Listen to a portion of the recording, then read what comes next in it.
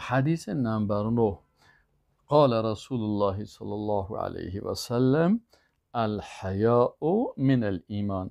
رسول الله صلی الله علیه و سلم می فرمایند که حیا از ایمان است. متفق علیه، یعنی حدیث امام بخاری و امام مسلم روایت کرد. ما و شما در حدیث قبلی هم قبلا خواندیم که حیا چی است؟ که انسان شرم داشته باشه و حیا داشته باشه.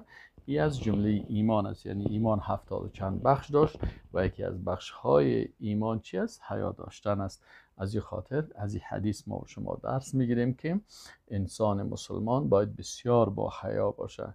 هیچ وقت سخنی که دلالت به بی‌حیایی میکنه، مثلا انسان گپای بعضی کسا میزنن که پیش مردم بی‌حیا معلوم میشه، باید این کلمات نگوییم. و یا یک عمل یا کاری که مثلا عورت انسان معلوم میشه، اعضای بدن انسان، شرمگاه انسان معلوم میشه، باید تو لباس رو نپوشیم که در اون لباس چی باشه؟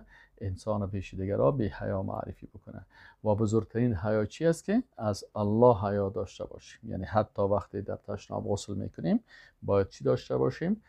بدن خود سطر بکنیم، یک دستمالک رو در گرد بدن خود بگیریم تا ای که سبب چی نشه؟ بیخی برهنه نباشیم. همیشه باید حیا داشته باشیم، از الله حیا بکنیم، از ملائکه حیا بکنیم، از دیگه انسان ها حیا بکنیم.